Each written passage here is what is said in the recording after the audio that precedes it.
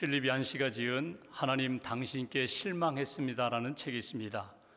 이 책에 보면은 믿음의 사람들이 언제 하나님의 사랑을 의심하게 되는가, 믿음의 사람들이 왜 하나님께 실망하고 실족하게 되는가, 그 문제를 다루고 있습니다. 그 책에 리차드라는 청년 이야기를 소개합니다. 그는 대학생 때 부모님의 이혼을 막아달라고 하나님 앞에 간절히 기도했습니다. 그런데 결국 부모님이 이혼하게 됩니다. 졸업 후에 취직할 때에 원하는 직장에 들어가고 싶었지만 들어가지 못했습니다. 사장이 자기를 고용하겠다고 약속해놓고 자격 미달에 다른 사람을 고용했기 때문입니다. 그 결과 대출받은 학자금을 다 갚지 못해서 빚더미에 오르게 됩니다. 그 이후에 사랑하는 여인 샤론으로부터 절교 선언을 받게 됩니다. 그를 사랑했는데 결국은 떠나게 됩니다. 그 실망감이 그에게 신앙의 흔들림으로 다가오게 됩니다. 게다가 건강에 문제가 생겨서 절망감과 우울증이 더욱 심해졌습니다. 그렇게 되자 신앙의 회의를 갖게 되고 하나님 앞에 이렇게 질문합니다. 하나님은 사랑의 하나님인데 왜 저를 사랑하지 않습니까? 하나님은 기도에 응답하시는 하나님인데 왜 제 기도는 들어주지 않으십니까? 왜 저를 버리십니까? 그래서 마침내 그는 마음속에 이런 결정을 내립니다. 나도 하나님을 버리겠다고, 나도 하나님을 떠나겠다고. 이 리차드의 그런 상황과 그런 마음 기도가 오늘 그에만의 문제가 아니라 오늘 나에게도 그렇게 나타날 수 있다는 것입니다. 하나님, 왜 제 기도 들어주지 않으십니까? 왜 제가 이렇게 신실하게 하나님을 섬기는데 왜 제 삶에는 이렇게 어려움이 계속 다가옵니까?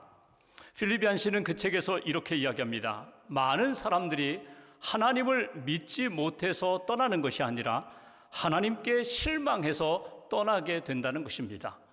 많은 사람들이 신앙생활하면서 적지 않게 하나님 앞에 실망하고 실족하여 무너지는 그런 신앙생활, 무너지는 인생들이 있다는 것입니다. 여러분 어떻습니까? 여러분은 하나님께 실망한 적이 있습니까? 여러분이 하나님께 실망한 이유는 무엇입니까? 여러분은 실망의 자리에서 무엇을 하셨습니까? 오늘 성경에는 실망한 사람 세례 요한을 만나게 됩니다. 세례 요한이 자기의 제자 둘을 보내어 예수님께 질문을 던지고 예수님이 답변해 주시는 내용이 오늘 본문의 내용입니다. 세례 요한의 질문이지만 오늘 우리 각자가 하나님 앞에 예배드리며 던질 수 있는 질문, 아니 지금도 내 마음에 품고 있는 기도한 가운데 계속해서 하나님 앞에 아뢰고 있는 그런 질문들이 있습니다. 그리고 하나님이 주시는 답변이 있습니다. 그 속에 오늘 내게 주시는 하나님의 음성을 듣고 신앙적 교훈을 얻으시기를 주님의 이름으로 기원합니다. 본문 18절 말씀을 제가 봉독하겠습니다. 요한의 제자들이 이 모든 일을 그에게 알리니, 지금 세례 요한이 감옥에 갇혀 있습니다. 세례 요한이 감옥에 갇혀 있는 가운데 요한의 제자들이 지금 감옥 밖에서 일어나고 있는 일들에 대하여 세례 요한에게 와서 가르쳐 주었다는 것입니다. 우리가 읽고 있는 누가복음 7장에만도 백부장의 종이 병들어 죽어갈 때에 예수님이 고쳐주시는 말씀을, 그 소문난 이야기를 전해주었다는 것입니다. 또 나인성의 과부의 아들이, 청년이 죽었는데 그 장례 행렬을 막으시고 예수님이 그 청년을 살려주셨다는 것입니다. 죽은 자를 예수님이 살리신다, 병든 자를 고치신다, 심지어는 멀리 떨어져 있는 백부장의 종까지도 살려주셨다는 소문이 쫙 퍼지게 됩니다. 이 소문을 듣고 요한의 제자들이 예수님께, 세례 요한에게 가서 이야기해 줬다는 것입니다. 지금 세상에서 어떤 일이 벌어지고 있는지 아세요? 지금 예수님이 죽은 자를 살리시고 병든 자를 고치시고 가난한 자, 억눌린 자, 소외된 자들에게 위로와 소망의 메시지를 주십니다. 그 이야기를 전해주었다는 거예요. 여러분 아시지만 세례 요한이 누구입니까? 예수님보다 6개월 먼저 태어났습니다. 예수님이 이 땅에 오신 메시아임을 증거했던 사람입니다. 회개하라, 천국이 가까웠다, 저분이다, 어린 양, 우리의 모든 죄를 담당하실 어린 양 되시는 분이다. 예수님이 구세주가 되신다고 선포했던 사람이 바로 세례 요한입니다. 요단강에서 예수님에게 물로 세례를 베푼 사람이 세례 요한입니다. 세례를 베풀 때 하늘이 열리고 비둘같이 성령이 임하고 하늘에서 하나님이 주시는 음성, 이는 내 사랑하는 아들이요 기뻐하는 자라, 성령 체험을 했던 사람이 세례 요한입니다. 그런데 헤롯 왕이 자기 이복 동생 빌립의 그 아내 헤로디아와 불륜 관계를 맺습니다. 그래서 자기 아내를 버리고 자기 동생의 아내 헤로디아를 아내로 삼았습니다. 유대인들은 다 이것이 불편했습니다. 불륜 가운데, 부독함 가운데, 죄 가운데 있는 헤로드에 대하여 누구도 말하지 않는데 세례 요한이 당당히 가서 이야기합니다. 당신은 죄인이라고, 당신이 하나님 앞에 죄를 지었으니 회개하라고. 그 소리가 듣기 싫어서 헤롯 왕이 어떻게 합니까? 세례 요한을 감옥에다가 가두었다는 것입니다. 그 감옥에 갇힌 세례 요한이 지금 세상 밖에서 일어나고 있는 예수님의 사역에 대한 이야기를 듣게 되었다는 것입니다. 19절 말씀 보실까요? 제가 봉독합니다. 요한이 그 제자 중 둘을 불러 주께 보내어 이르되 오실 그이가 당신이오니까 우리가 다른 일을 기다리오리까 하라 하매 20절 함께 봉독합니다. 그들이 예수께 나아가 이르되 세례 요한이 우리를 보내어 당신께 여쭈어 보라고 하기를 오실 그이가 당신이오니까 우리가 다른 일을 기다리오리까 하더이다 하니. 아멘. 여기 보시면 세례 요한이 제자 2명을 보내서 예수님께 질문을 합니다. 당신 메시아 맞습니까? 구약에서 예언한 구세주 맞습니까? 하나님의 아들 맞습니까? 아니면 우리가 다른 메시아, 다른 구세주를 기다려야 합니까? 여러분, 세례 요한이 지금 이 질문을 가지고 지금 제자들을 예수님께 보낸 이유가 무엇입니까? 나를 외면하지 말라는 것입니다. 내가 지금 감옥에 갇혀 있는데 나를 기억해 달라는 것입니다. 그러면서 당신이 진짜 메시아인지 아닌지 확인받고 싶다는 것입니다. 정말 당신이 메시아라면 지금 나를 이렇게 방치하지 않을 텐데, 내가 지금 이 감옥에 의를 행하다가 감옥에 갇힌 것을 그냥 놔두지 않을 터인데 옥문을 열고 나를 구원하고 지금 잘못된 세상 바르게 잡아가실 분인데 당신 정말 메시아입니까? 이렇게 질문을 던지는 내용입니다. 여기서 한 가지 우리가 주목할 것이 있습니다. 그것은 오늘 세례 요한이 감옥에 갇혀 있으면서 억울하게 정말 힘든 시간을 보내면서 그가 끊임없이 예수님께 질문을 보냈다는 것입니다. 질문을 던졌다는 것입니다. 이것이 왜 중요한가 하면 사람이 어려움을 만나면 자포자기하기가 쉬워요. 그냥 절망에 빠지기가 쉬워요. 그런데 오늘 세례 요한은 믿음으로 감옥에 갇혀 있지만 제자 2명을 보내면서 더 가까이 주님께 나아가고자 하는 믿음의 의지가 오늘 세례 요한 가운데 있었다는 것입니다. 나를 외면하지 말아주세요.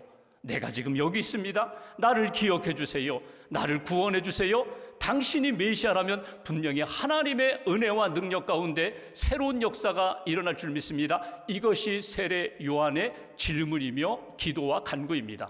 여기서 우리에게 주시는 첫 번째 메시지가 있습니다. 여러분 인생을 살아가면서 신앙생활하면서 내가 참 힘들 때가 있어요. 의심 가운데 빠질 때가 있어요.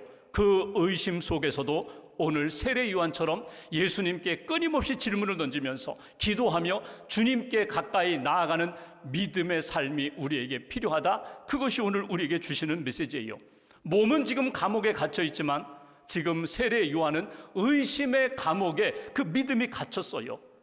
흔들리는 믿음, 그 의심의 감옥에 갇혀 있음에도 불구하고 그는 포기하지 않고 예수님을 향하여 계속 노크했다는 것입니다. 나를 기억해 달라고, 당신이 정말 구세주 맞느냐고, 나의 삶에 새로운 역사를 이루어 줄 믿고 나는 기다리겠다고. 이게 지금 세례 요한의 마음이에요.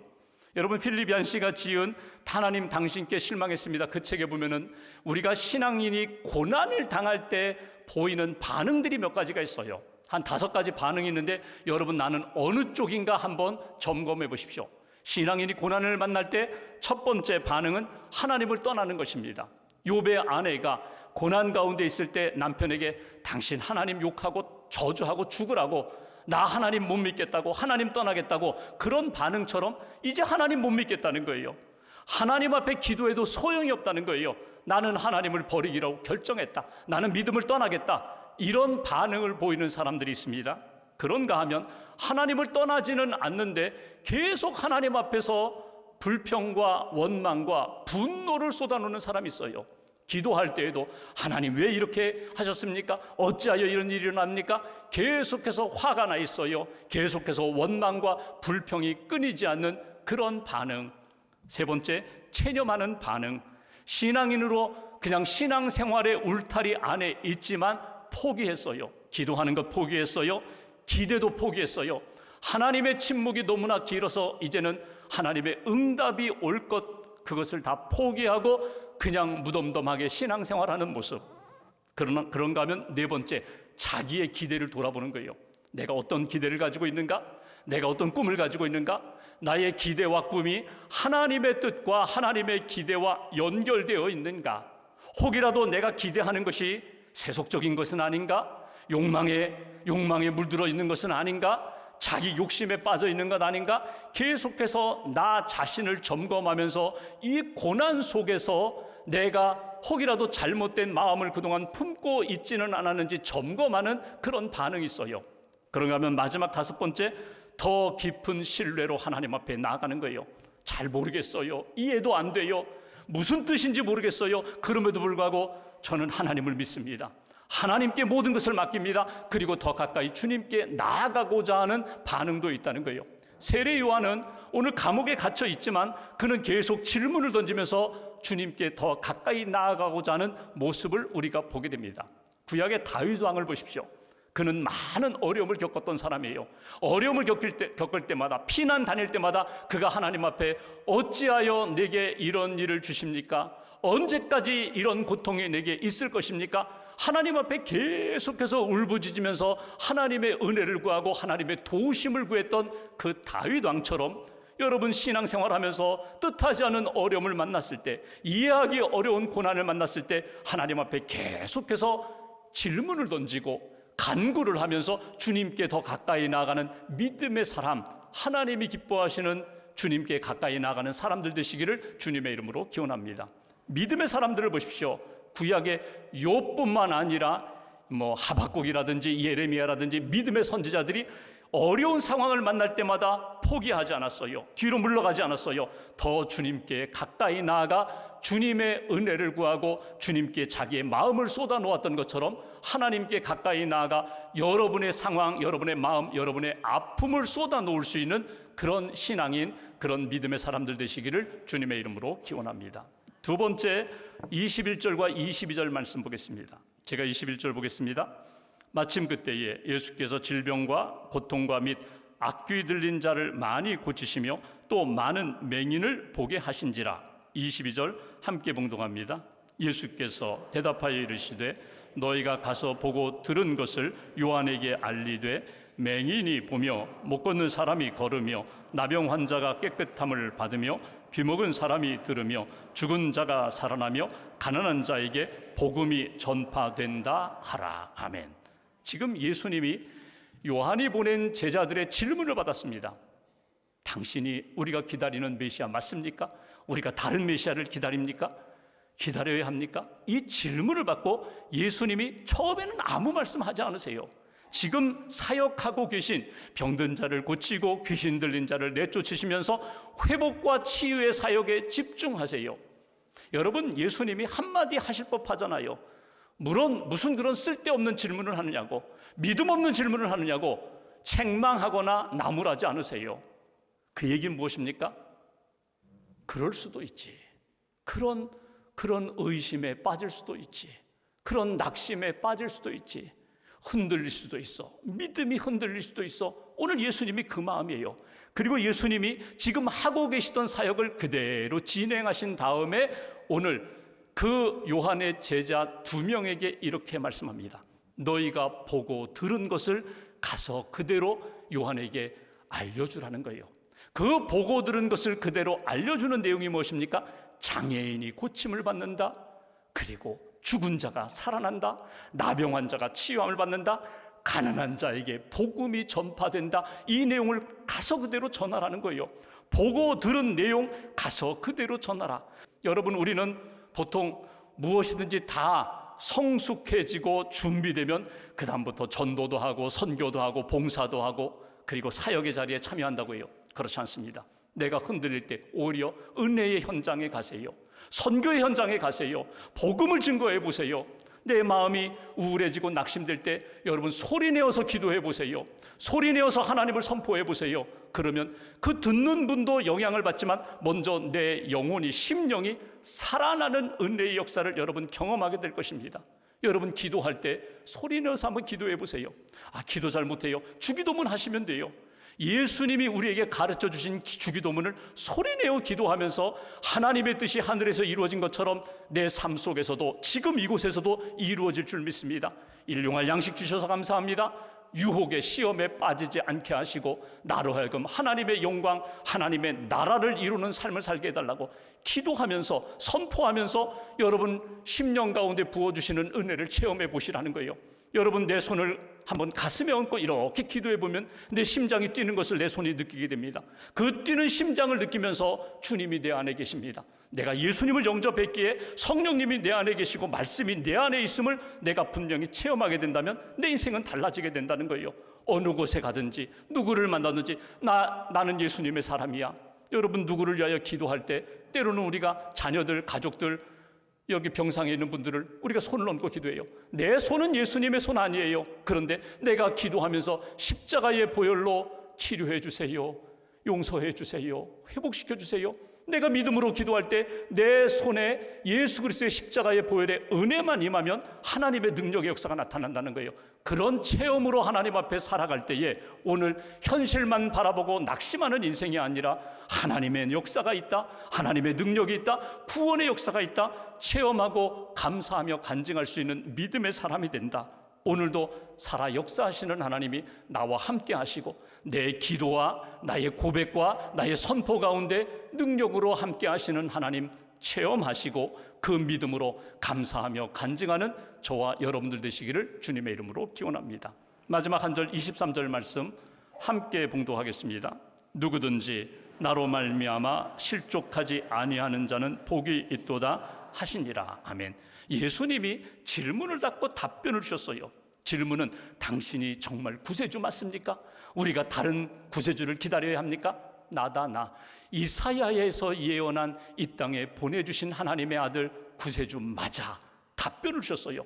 그러면 이제 그 답변을 받은 세례 요한의 제자들, 세례 요한이 아멘으로 받아들이라는 거예요. 누구든지 나로 말미암아, 예수로 말미암아 실족하지 않는 자는 복이 있다.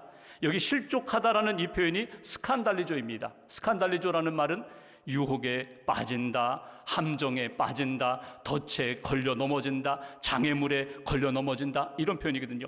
예수님 때문에 걸려 넘어지는 인생이 아니라 예수님 때문에 감사하며 만족하는 인생이 복이 있다.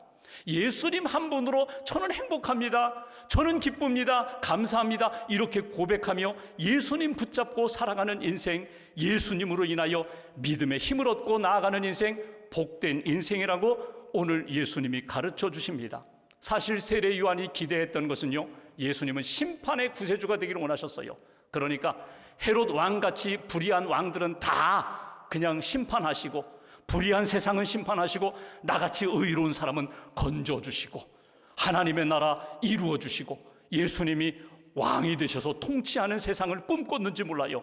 그런데 예수님의 답변은 무엇입니까? 나는 병든 자를 고치고 가난한 자 복음을 전하여 부유하게 하고 이 세상의 죄와 어둠에 눌린 자를 나는 복음으로 사랑으로 나는 품고 있다. 이게 예수님이 주신 답변이에요. 요한의 기대와는 전혀 다른 답변을 주신 거예요. 그런데 요한이 이 말씀을 들으면서 맞습니다, 제가 기대했던 거와는 다르지만 주님의 말씀, 주님의 그 뜻을 붙잡고 주님의 기대에 맞춰 살겠습니다. 이것이 오늘 요한이 품어야 할, 그리고 우리가 품어야 할 믿음의 고백입니다. 세 번째 우리에게 주시는 메시지, 나의 기대와는 다르지만 내 기대와 달라도 저는 주님을 믿습니다. 주님의 뜻을 붙잡습니다. 주님의 말씀을 따라가겠습니다. 전적으로 주님을 신뢰합니다. 주님을 의지합니다. 이것을 주님이 우리에게 원하신다는 거예요. 신앙생활은 언제나 주 안의 기쁨, 주 안의 감사, 주 안의 평안을 얻는 것이 신앙생활이에요. 세상의 즐거움과 세상의 쾌락이 아니라 주님 안에서 주시는 참된 평안과 기쁨, 감사함으로 사는 것이 신앙생활입니다.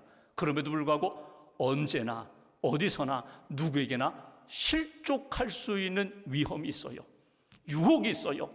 신앙생활을 30년 잘해왔는데 어느 한순간에 믿음이 흔들리기 시작하면서 뿌리채 뽑히는 것 같은 실족함에 떨어질 수가 있다는 거예요. 그래서 우리가 깨어 있어야 합니다.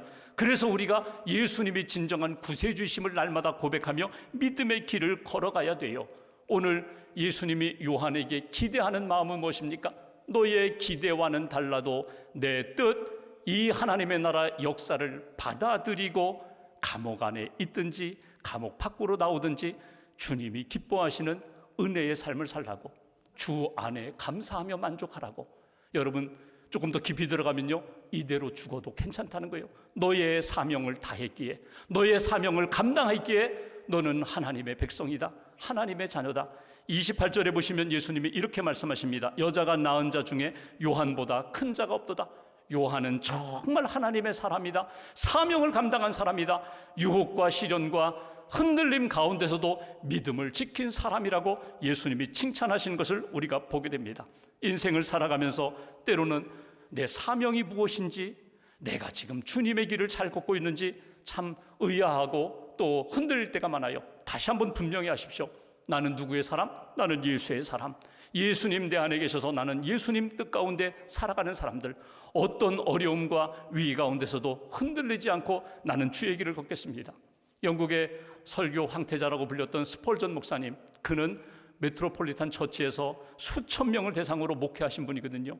그분이 젊은 시절에 한번 교회에서 설교를 하다가 불이 나지 않았는데 한 사람이 장난 삼아서 불이야 소리 질렀어요.